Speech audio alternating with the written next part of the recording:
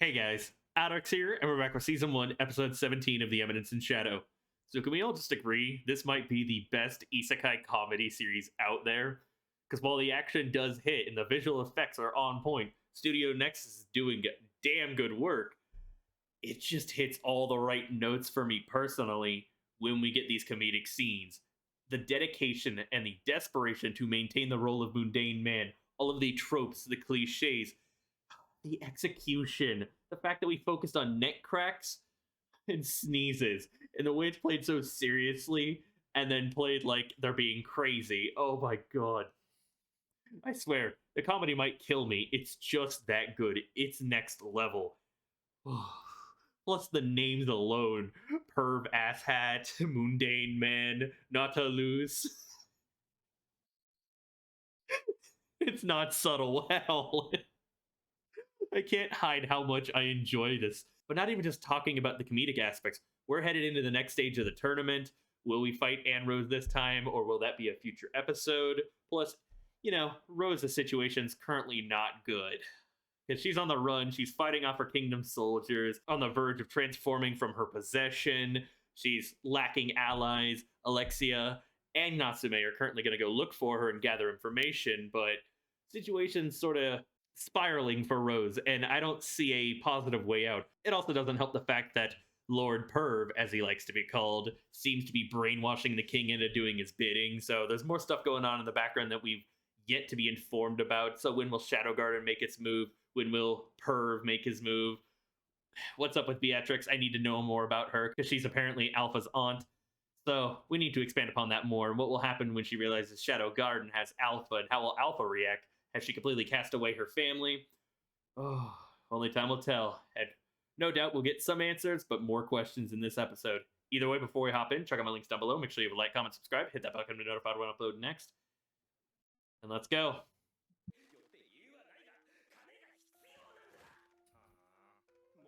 He's literally bending over backwards to avoid the conversation.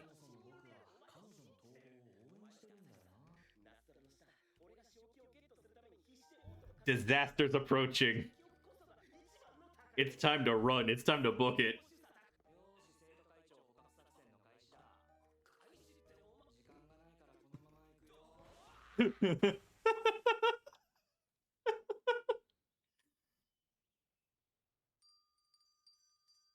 She's been trying to visit him, so I wonder what her deal is. Is it more of a family visit, or does she have an actual reason?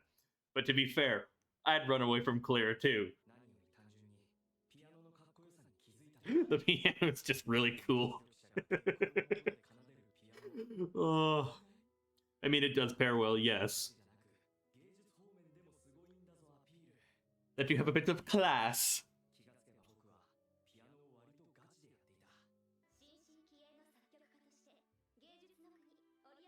Oh. I mean, it's a situation of your making, my guy. You carelessly brought out this information. What did you think was going to happen?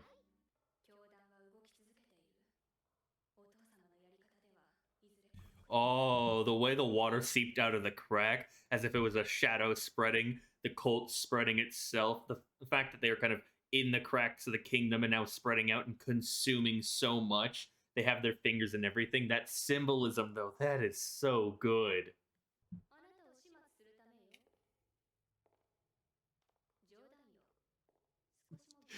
It doesn't even seem like a joke. Delayed reaction.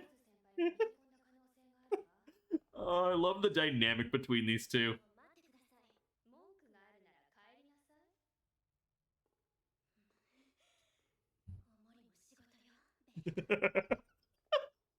You gotta resign yourself.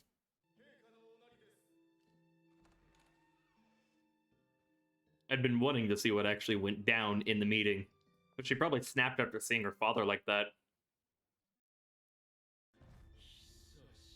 Those dead eyes.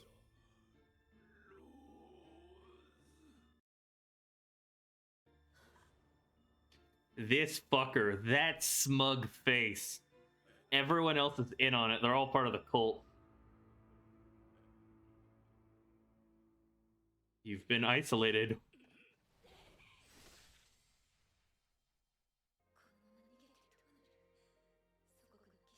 Will Beta actually get Rose to join Shadow Garden?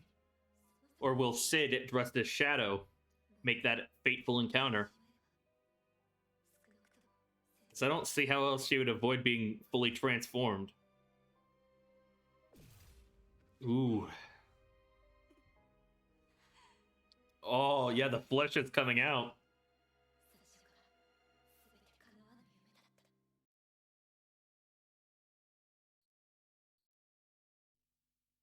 I was gonna be like, wait, the episode's ending there? Moonlight Sonata. And if I had to take a guess, because of the way Sid was looking at the piano, the setup and foreshadowing he had, did he haul down a piano or did he create a slime piano? So he's going to be sitting there playing Moonlit Sonata? Because we know it won't be Epsilon, because she doesn't have a lot of the information. He was heading down to the ruins himself. And I doubt Beta can play Moonlit Sonata. And if we also associate it with him, because in the premiere episode, he played Moonlit Sonata while his classmate was getting kidnapped and stuff like that, or just shortly before. So chances are he's there in his shadow form, waiting for her and probably just wanting to set the mood, but it's having the unintended effect of bringing Rose to the scene itself. But will he fix her possession? Because we know he was pretty much the one to figure it out. Will she join Shadow Garden? Will she be able to acquire strength to eliminate her asshat and all of those in the cult that are causing mischief in the Irania Kingdom? Or will that be next arc? Where will we go from here? And how will she react to Shadow? Because she's only seen him once or twice. But Shadow did remind her of the paper bag bandit, aka Sid, from all those years ago that saved her when she was presumably kidnapped. Ooh, interesting door design. That's almost like the Sanctuary's door. All right, the lighting and the feather effects in this music, the Moonlit Sonata. Oh, this is setting quite the atmosphere. The light at the end of the tunnel for her, so to say. From the darkness to the light, she's being enlightened about the truth. Her savior. Oh, God, that is an incredible scene. Hot damn. Even I'm starting to swoon, my God. This man fucks. God, the feather effects. Oh, asking the real question, even if it's just a cool phrase to say.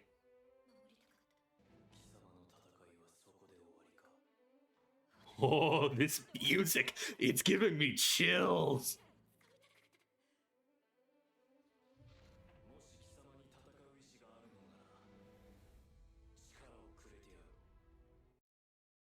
Do you take his hand? Do you join Shadow Garden? Do you join that fray, that side of the life? Do you work in the shadows?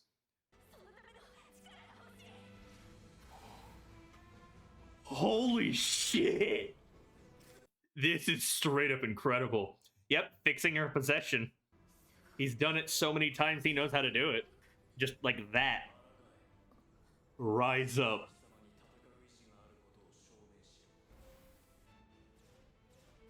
So she just got a power boost. Oh, God, this is such a cool scene.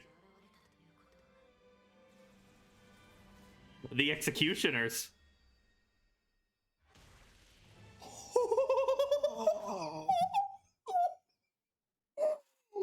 Holy shit. Just evaporated them. Our girl's seriously got an upgrade. Can we give Alexia some power? Damn. Alright, that got me so hyped. It's actually starting to bring tears to my eyes. So good. Oh.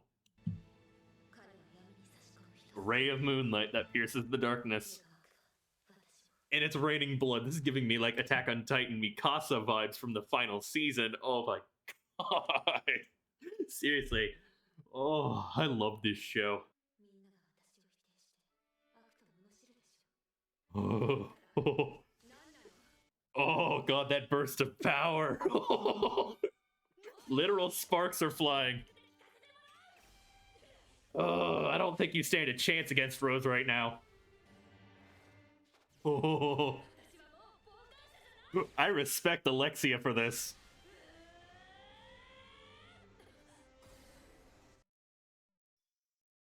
God, the colors, the line art, it's so good. Yeah, I mean, we all kind of knew how that'd play out. She's definitely improved, but after the power up from Shadow, I doubt she'd have been able to contest with her for very long.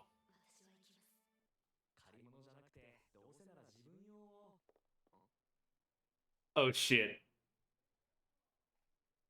He's fucked. He's dead. All right, what can I say? What an incredible episode. Seriously, the music was on point. The cinematography, the way they built up certain scenes, the foreshadowing, oh, even the symbolism. The truth comes out about what Rose really did. The vacant look in the king's eye, what spurred her to act, the fact that she was set up, they wanted this to happen, the fact that they might be after her blood because she's possessed, they want her blood to match and probably progress their research on the beads of Diablos to make it less time restricted, that they could produce more than 12 a year or have it last longer. Because I got to renew it like every year or so, right? But the whole scene of Moonlit Sonata with Shadow and Rose, seriously, that was incredible. No words can actually describe the feelings I got towards it because it's a mix of awe, impressed, hype, and a bit emotional because he's essentially enabling her path of destruction, her path of carnage. And she definitely needed the power up to accomplish what she wants to do and save her kingdom and more than likely kill Perv Asshat. But she's definitely on the path of becoming a villain, branded as evil, denounced and everything by her country and the world itself because of her actions.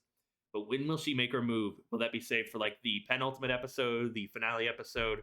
Only time will tell in that regard. But the feather effects on top of the music, this series just has such good musical taste, and the way they do certain camera angles, oh, it makes me so happy.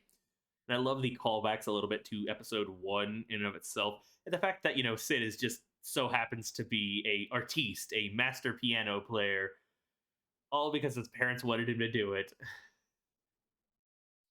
The comedy is just so good, y'all.